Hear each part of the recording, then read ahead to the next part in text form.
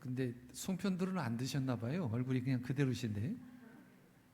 원래 송편을 먹으면 얼굴이 빵빵해진다는데 요즘은 집에서 송편하는 집이 그렇게 드물지 않은 것 같습니다. 그죠? 시장 가서 사고 전도 사고 뭐도 사고 예전에 시골에서 했던 그러한 어떤 추석의 풍습들이 사실은 많이 사라진 것 같아서 좀 아쉬운 마음이 있지만 그래도 그 추석 명절을 통해서 주신 느끼는 그런 마음의 기쁨과 감정들은 뭐 예전이나 지금이나 동일하게 같은 마음이라고 저는 생각을 합니다. 한 가지 광고 말씀 이따도 드리겠는데요. 원래 보통 저희가 저는 어렸을 때 이제 소풍을 가게 되면 가장 먼저 보는 게 있습니다. 뭘까요? 예? 날씨. 예전에는 날씨가 지금처럼 일주일 거 뭐 이렇게 예보가 안 돼 있어요. 내일 비가 올지 안 올지. 그래서 눈을 뜨고 날을 셉니다. 비 오면 비 안 오면 야호 하죠. 여러분도 소풍 간다 그래서 일주일 동안 잠 주무시지 않으시고 그러시지 말으세요. 잠은 푹 자시고 당일날 6시 한 10분까지는 오셔야 됩니다. 차량은 6시 반에 출발을 합니다. 어디서 타느냐? 여기 남문으로 나가면 건너가시면 안 됩니다. 남문 이쪽에 이렇게 우리 이금자 집사님 그 가게 고 라인으로 차가 버스가 2대가 서 있을 겁니다. 그러면 나는 어디에 타야 되느냐? 분명히 그때 1호, 2호가 돼 있을 텐데 궁금하시죠? 500원. 이제 나가시다가 나는 몇 통과 하면 여러분들 그 A3로 뒤에 1번부터 45번까지가 그냥 순번 없이 1호차, 2호는 46번부터 90번까지가 2호차, 그 다음에 나머지는 본고차. 지금 한 거의 100분이 가시거든요. 그래서 저는 잠이 안 올 것 같아요. 여러분들 꼭 기억하시고 가시다 그날 와서 나 자리 바꿔주세요 라 하시면 안 됩니다. 하나님이 그렇게 정해줬어요. 그래서 딱 붙인 거니까 여러분들 그거 타고 가시면 좋겠습니다. 자, 오늘 함께 말씀을 나눠보겠습니다. 우리 옆에 분에게 한번 인사할까요? 명절 잘 보내셨어요? 그러면요. 그렇게 인사하세요. 감사합니다. 네. 여러분 한번 제가 질문을 하고 이따 결론에서도 한번 하겠습니다. 여러분 자신을 그리스도인이라고 생각하십니까? 여러분 스스로를 그리스도인이라고 생각하십니까? 그러면 다 아멘 하셨죠? 그러면 이렇게 한번 해보세요. 나 자신에게 야, 너 진짜 예수 그리스도인이 맞아? 한번 해보세요. 속으로. 답이 뭐예요? 실지요? 이게 무슨 표현이에요? 정말로? 라는 표현이에요. 여러분 이게요, 내가 그리스도인이 맞습니까? 라고 이야기하는 이 질문에 사실은요, 우리가 공개적으로 얘기할 때는 맞습니다, 아멘 해요. 그런데 나 자신에게 물어봤을 때 너 진짜 그리스도인이 맞아? 라고 했을 때는 사실 그런 자신 있는 대답이 안 나와요. 저가 그렇더라고요. 저는 그래서 교회에 다니는데 그리스도인이야, 이게 사실 제가 딜레마였거든요. 저는 모태신앙이었어요. 그런데 청년의 때까지는 사실 어머님의 할아버지의 뭐 그런 신앙을 물려받아서 강제적인 그런 신앙을 많이 받았거든요. 꼭 가야 된다라고 했기 때문에 그냥 다닌 거예요. 그냥 다녔어요, 쉽게 얘기하면. 근데 그것이 언제 깨졌냐면 이후에 결혼을 하고 아이를 낳고 이제 집사 직분을 제가 20대 받았거든요. 20대 후반에. 그런데 그 집사 직분을 받고 나서 우리 주님을 인격적으로 만나고 난 이후에 그 질문이 너가 정말 그리스도인이 맞아? 라고 했던 질문이 공개적으로는 맞습니다 했는데 내 스스로에게는 되게 부담이 됐던 질문이 확신을 갖게 되더라는 거죠. 그러니까 보통 우리가 그리스도인 하면 교회를 다니는 사람을 생각해요. 그리스도인이라는 그런 자기 스스로도 그렇게 생각하거든요. 그런데 성경은 뭐라고 이야기하냐면 교회에 다니는, 즉 종교적인 부분에 대해서 상당히 고민하게 만드는 말씀이 오늘 말씀에 있습니다. 그리스도 안에 있는 사람, 이 안이라고 하는 게 중요하죠. 나름의 바운다리 안에 있다라는 거죠. 이 울타리 안에 있는 사람이 그리스도인이다. 그러면 그 그리스도인은 누구냐? 인 크리스천, 크리스천이냐 아니면 내가 정말 사람으로서 그리스도인이냐라고 하는 것을 한번 생각해 봐야 된다. 근데 오늘 그 질문을 아주 정확하게 해주는 말씀이 있는데, 너가 정말 그리스도인이냐라고 했을 때 그 물음을, 답을 새로운 피조물이라는 용어로 이야기합니다. 자, 우리 17절 말씀인데 같이 한번 읽어보겠습니다. 17절 말씀 시작.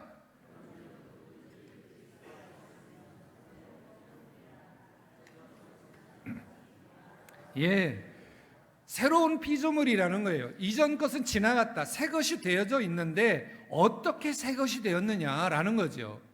그리스도 안에 있으면이라는 거예요. 있을 때, 있으면 새로운 피조물이다. 사실 여러분들 신앙생활하면서 이 부분이 사실 저를 포함한 여러분들에게도 많은 질문이 될 거예요. 크리스찬이 맞나? 크리스찬 된다는 게 무슨 의미지? 나에게 어떤 의미지? 사실 이 질문이 많거든요.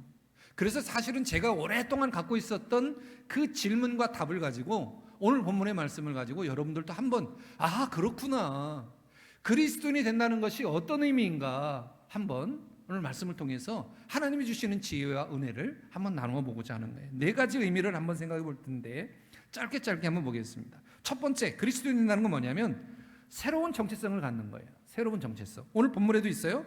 누구든지 그리스도 안에 있으면, 이 누구든지라고 하는 것은 모든 사람을 포함하는 거예요.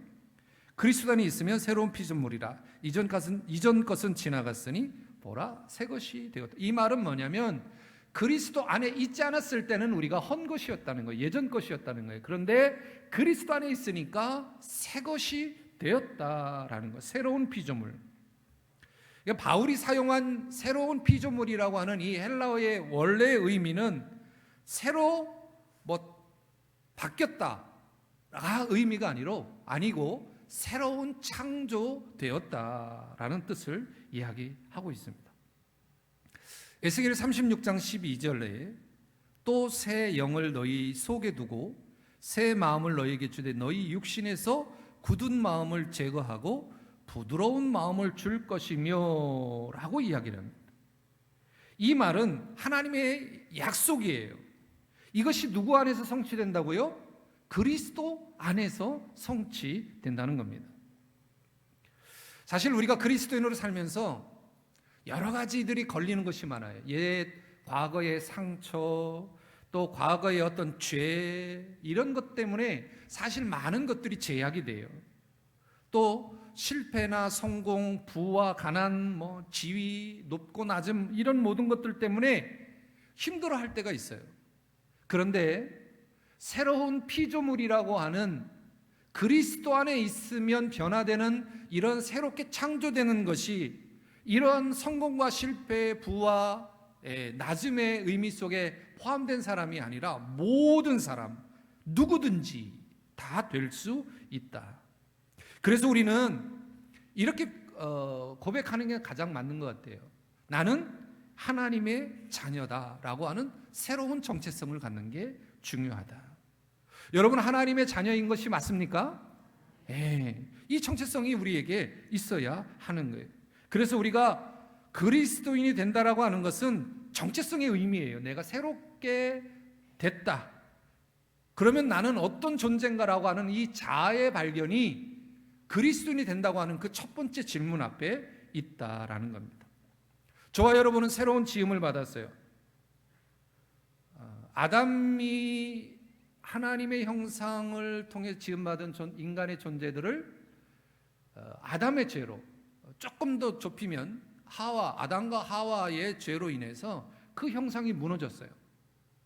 근데 하나님께서는 그걸 회복하시기 위한 아주 놀라운 그런 계획을 세우셨는데 바로 그것이 예수님을 통해서 우리의 형상을 다시 회복시키는 거예요. 그것이 누구를 통해서 주셨냐? 바로 예수 그리스도를 통해서 회복하셨다라는 거죠. 그러니까 여러분, 우리가 살아갈 때 막 살아서는 안 된다. 내가 하나님의 자녀로서 하나님의 형상을 회복한 자들로서 어떻게 살아야 하는가? 우리에게 그리스도인들이 되어졌을 때 그리스도인이라면 어떻게 살아야 하냐?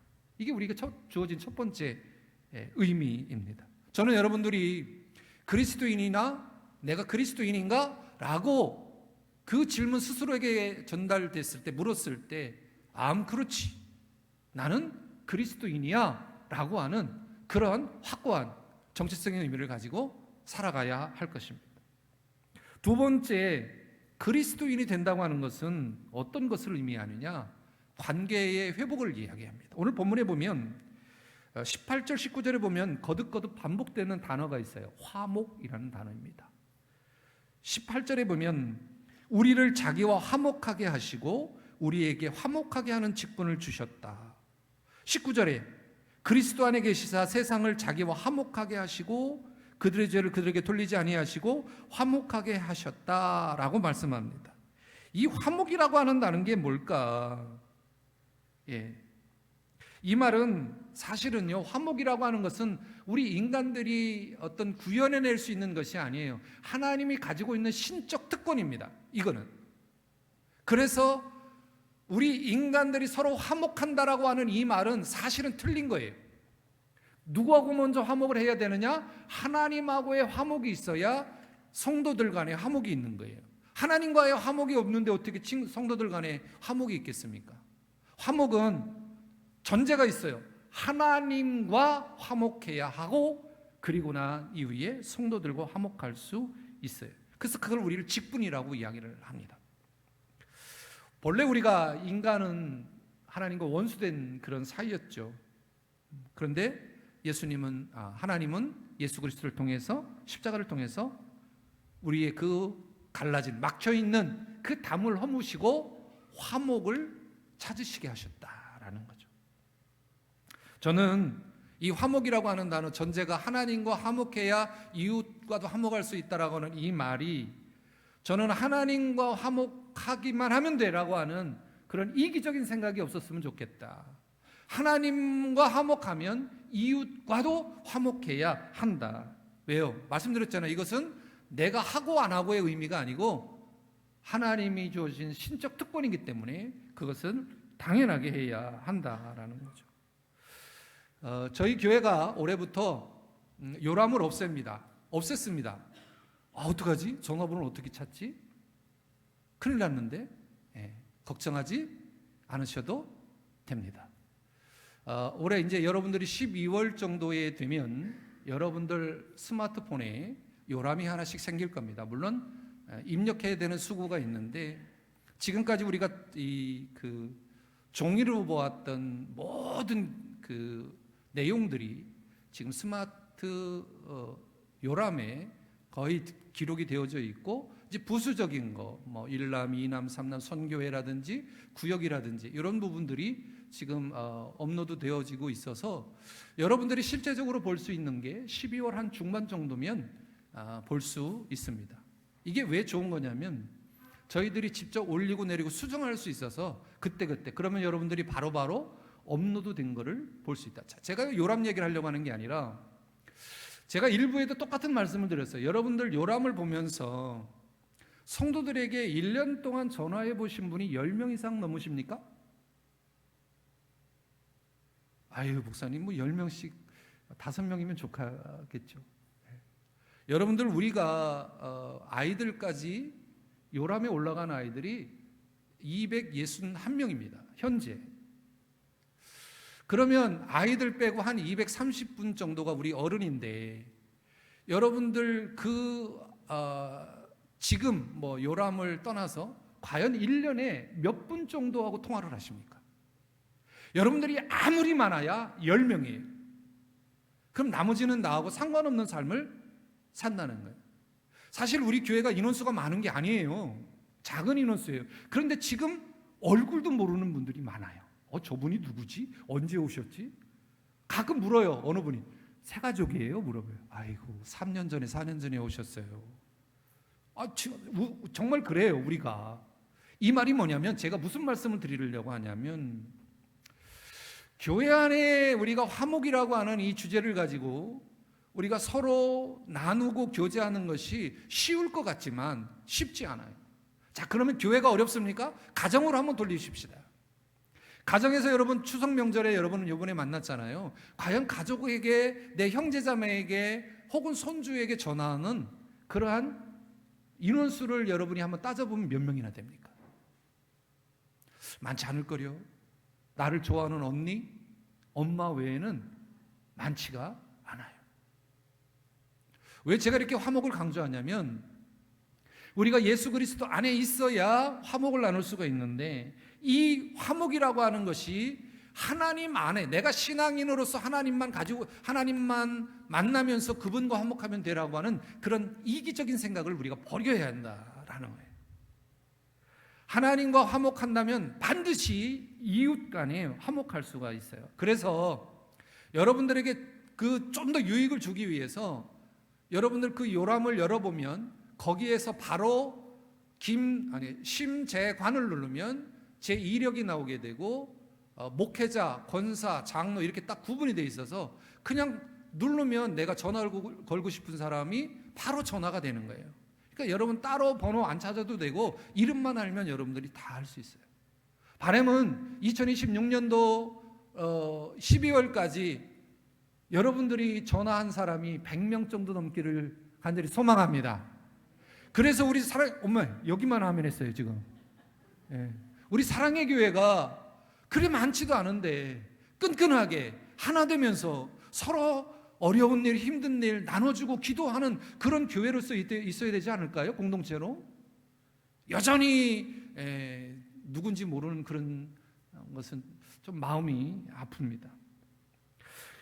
요한일서 4장 20절에 서로 사랑하고 세워줘야 하는 그러한 모습을 하지 못하는 그러한 것에 대한 경고의 말씀이 있어요. 우리 같이 한번 여러분의 입술로 해보겠습니다. 시작. 누구든지 하나님을 사랑하노라 하고 그 형제를 미워하면 이는 거짓말하는 자니, 보는 바 그 형제를 사랑하지 아니하는 자는 보지 못하는 바 하나님을 사랑할 수 없다. 내가 하나님을 사랑한다 하면서 형제를 미워하면 뭐라 그래요? 너는 거짓말쟁이야.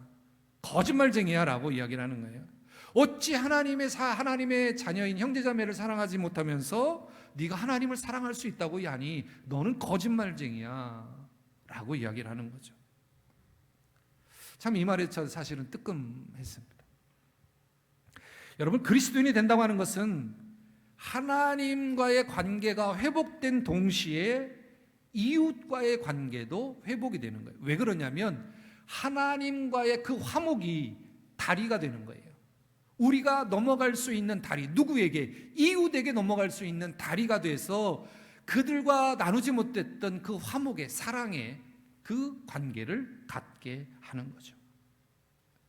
여러분, 세상은 우리 장로님 기도해 주셨지만 강대국이 약소국을 잡아먹기 위해서 엄청난 노력을 하잖아요. 우리나라가 이 조그만 땅에 그래도 경제적으로 부강해서 이만큼 버티는 거지, 그렇지 않으면 우리도 언제 어느 순간에 넘어갈지 모르는 거예요. 세상은 분열, 갈등에 있어요. 그러면 우리는 뭐 해야 될까? 오늘 주제에 가장 합당한 말로 따지자면 그리스도인이 된다는 것은 어떻게 해야 돼요? 세상에 화해와 사랑으로 섬길 수 있는 부름의 존재가 되었기 때문에 그것을 실천해야 한다. 여러분 모두가 그렇게 되기를 주님의 이름으로 축원합니다. 그래서 그리스도인이 된다는 것은 사실 쉽지 않다. 두 번째, 그리스도인이 된다는 것은 관계 회복을 의미하는 거예요. 세 번째, 그리스도인이 된다는 것은 구별된 삶을 살아가야 한다는 거예요. 어디와? 세상 속에서. 예수님께서 마태복음 5장 13절 이하 14절 산상 부분에서 이런 말씀을 하시죠. 제자들에게 너희는 소금이니 너희는 빛이니 라고 말합니다. 소금은 어떤 특징을 갖고 있어요? 부패를 방지하고 또 한 가지 맛을 냅니다. 빛은 어떻습니까? 어둠을 몰아내고 길을 인도합니다. 저와 여러분이 그리스도인으로서 빛과 소금의 역할을 하고 있다면 세상 한가운데에서 영향력을 드러내는 존재이어야 합니다. 때로는 부패한 세상에 소금의 역할, 어두워서 갈 수 없는 그곳에 빛의 역할을 감당해야 하는 거예요. 세상의 권력 앞에, 세상의 물질 앞에 이런 것을 우리가 먼저 이끌고 함께 나아가는 그런 존재들이 되어야 합니다. 여러분 잘 아는 요셉이 있죠. 요셉은 참 불행한 삶을 살았던 사람 중에 한 사람입니다. 우리의 시각으로 보면 그렇습니다. 하나님의 섭리가 그 안에 있었다는 것을 알지 못하는 사람들의 눈으로 보면 그 어렸을 때 형들의 시기와 질투로 팔리게 됐고, 팔려간 그 집에서 또 감옥에 갇히게 되고, 또 왕궁에서 감옥에 갇히게 되고, 여차저차해서 많은 어려움을 경험하게 되잖아요. 근데 이후에 하나님의 계획은 그를 애굽의 총리로 세우는 거였어요. 하나님은 이 요셉을 통해서 자신의 권력을 나타내는 것이 아니라 수많은 사람을 생명을 살리는 일에 사용하셨다는 거죠. 창세기 50장 20절에 보면 당신들은 나를 헤아려 하였으나, 여기에서 당신들은 형제들이에요. 하나님은 그것을 선으로 바꾸사 오늘과 같이 많은 백성의 생명을 구원하게 하시려 하셨다. 이 말은 하나님은 그것을 선으로 바꿨다라는 건 뭐예요? 형들이 나를 이렇게 힘들고 고통스럽게 만든 그 과정을 보면 내가 감정상으로 그들을 총리가 됐으니까 다 쓸어버리고 고통을 줘야 하는 거 아니에요? 근데 그 마음을 하나님은 선으로 바꾸셨다라는 거죠. 화목으로 바꾸셨다라는 겁니다. 그래서 많은 생명을 구원하게 하시려 하셨다. 결국 요셉은 가뭄으로 인해서 애굽으로 식량을 찾으러 온 그 가족들을 맞이하고 고센 땅으로 이 70명의 자신의 그 가족들을 정착케 하는 그런 일을 감당하게 했습니다. 여러분, 오늘 우리도 마찬가지라고 저는 생각을 합니다. 여러분, 직장에서 정직을 지키는 것, 가정에서 사랑과 존중으로 대하는 것, 손해를 보더라도 선을 택하는 것, 이것이 그리스도인으로서 빛과 소금의 역할이라고 생각합니다. 아마도 우리가 이런 삶을 살 때 세상은 우리를 이렇게 평가할 거예요. 야, 저 사람은 다르다. 참 믿음이 있어서 그런가? 참 멋지다. 라는 그러한 말을 할 수 있을 겁니다. 물론 사람의 평가가 좋아야 하지만 더 중요한 것은 그리스도인으로서 하나님 중심의 합당한 자로 살아가는 것이 더 중요합니다. 그래서 그리스도인이 된다고 하는 것은 세상에 구별된 삶을 사는 것을 의미합니다. 마지막 네 번째로 그리스도인이 된다는 것은, 따라합시다, 복음을 전하는 사명을 감당하는 것, 이것을 의미해요. 복음을 증거하는 증인으로서의 요구가 그리스도인으로 된다는 거예요. 사도행전 11장 26절에 만남에 안디옥에 데리고 와서 둘이 교회에 1년간 모여 있어 큰 무리를 가르쳤고 제자들이 안디옥에서 비로소 그리스도인이라 일컬음을 받게 되었더라라고 기록합니다. 여기에서 우리가 기억해야 될 것은 그리스도인이라는 명칭이에요. 이 그리스도인이라고 하는 명칭은, 여러분 그리스도인이십니까? 물어보잖아요. 좋으세요? 그리스도인이라고 하면? 여러분 그리스도인이라고 하는 용어가 좋으세요? 예. 이 그리스도인이라고 하는 이 용어는 교회 안에서 생긴 용어가 아니고요, 교회 밖에서 생긴 겁니다. 요한복음 11장에 보면 이방인의 첫 교회가 생기죠. 안디옥 교회입니다. 근데 그 예수를 믿는 사람들을 향해서 세상 밖에서 아유 저 그리스도인, 이게 무슨 뜻일까요? 저런 멍청이들, 바보들, 상대하지 못할 놈들, 이게 비속어예요, 그리스도인이라는 게. 근데 우리는 좋아하잖아요. 여러분에게 아우 저 멍청이 그러면 아유 좋아 하고 이렇게 휙 웃어요? 그게 아니죠. 의미가 달라졌으니까.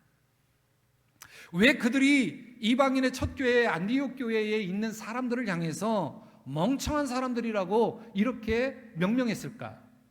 아마도 그는 대상이 있었을 겁니다. 그렇게 그리스도인이라고 지칭하지 명명할 수 있는 그 누군가가 있었을 텐데, 그 누군가가 예수님이셨을 거예요. 예수님이 이 땅에 오신 이유가 뭐예요? 우리를 구원하시기 위해 오셨어요. 그런데 십자가에 달리실 때 한편에 있었던 강도가 그랬지요. 야, 네가 하나님의 아들이라면 지금 당장 이 문제를 해결하고 나까지 좀 살려봐. 이것도 못하는 내가 무슨 하나님의 아들이야, 만왕의 왕이야 라고 이야기할 정도로 예수님이 이 땅에 오신 진정한 목적을 알지 못하는 세상 사람들의 평가는 그랬다라는 거죠. 그러한 예수님의 이 땅에 오시고 만왕의 왕이라고 소개하면서도 가난하고 아프고 낮은 자들을 돕는 그 역할을 했던 그 모습을 본 세상 사람들, 왕의 기준이 다른 거예요. 예수님과 세상의 왕과의 기준이 다른 거예요. 그렇게 행동하면서 젊은 나이에 십자가에서 죽었던 예수를 보면서 그들을 믿고 그들을 예수님을 사랑하는 그 마음을 가진 그 공동체로 볼 때 어느 좋은 말이 나왔겠어요? 저런 멍청한 놈들. 이 표현이 가장 적당한 거죠. 그래서 그 시대에 그리스도인이라고 하는 그러한 비속어가 예수 믿는 사람들에게 나온 거죠. 근데 요즘은 어떻습니까? 왜 우리가 그리스도인이 돼야 합니까?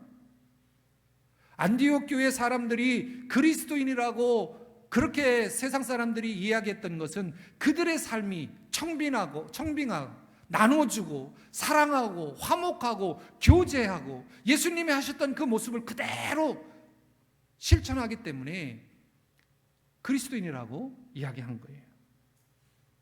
저는 이러한 모습들이 우리 사랑의 교회 성도님들 모두가 이 안디옥 교회 교인들처럼 자꾸 넓어지는 그 범위가 넓어져서 세상 사람들도 우리 사랑의 교회를 보면서 도전받고 그렇게 실천하기를 위해 애쓰는 그런 교회가 됐으면 좋겠다 생각합니다.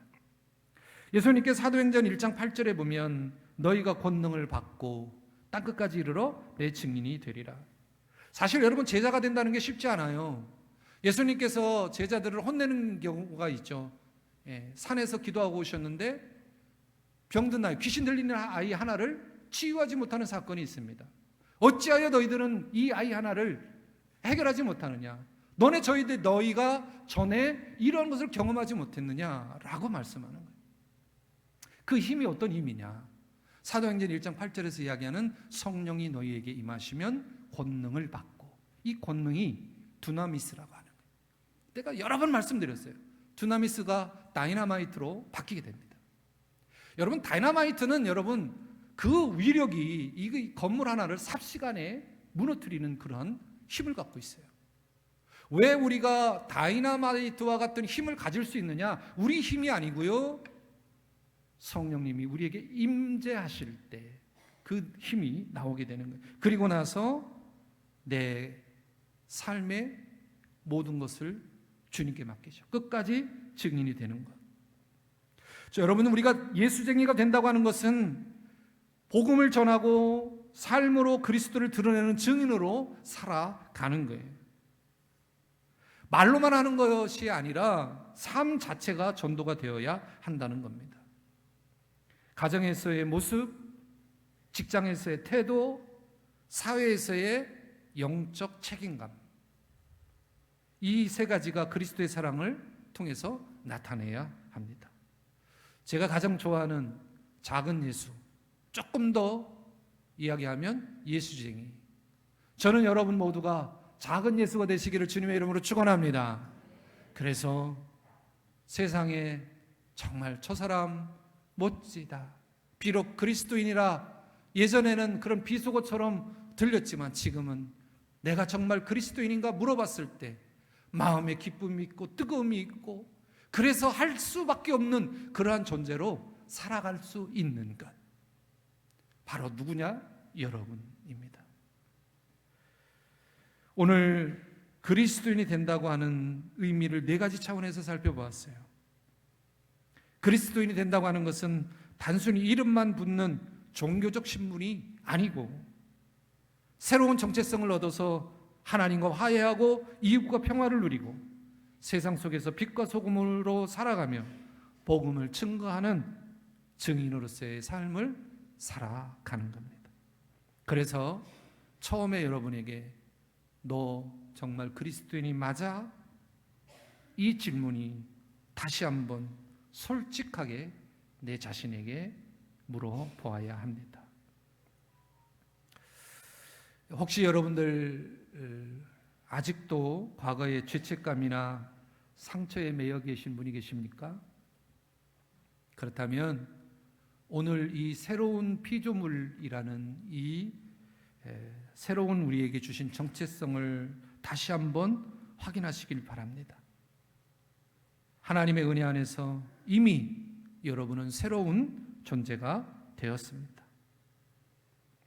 관계 속에서 아직 이웃을 사랑하지 못하고 있다면 여러분 하나님과 화해한 자로서 손을 내밀어서 화해의 손을 내미시길 바랍니다. 그것이 여러분 예수쟁이로서 아름다운 모습이에요. 학교에서, 일터에서, 사회에서 빛과 소금의 역할을 감당하시고 세상과 구별되는 그런 삶을 살아가시기를 주님의 이름으로 축원합니다. 마지막으로 고린도후서 5장 17절 말씀을 다시 한번 마음에 새기면서 말씀을 마치고자 합니다. 같이 한번 읽어보겠습니다. 시작. 그런즉 누구든지 그리스도 안에 있으면 새로운 피조물이라. 이전 것은 지나갔으니 보라 새 것이 되었도다. 이 고백이 여러분이 그리스도인이 된 것의 의미입니다. 기도하겠습니다. 하나님 아버지, 오늘 귀한 말씀을 통해 그리스도인이 된다는 것의 참된 의미를 깨닫게 해주셔서 감사합니다.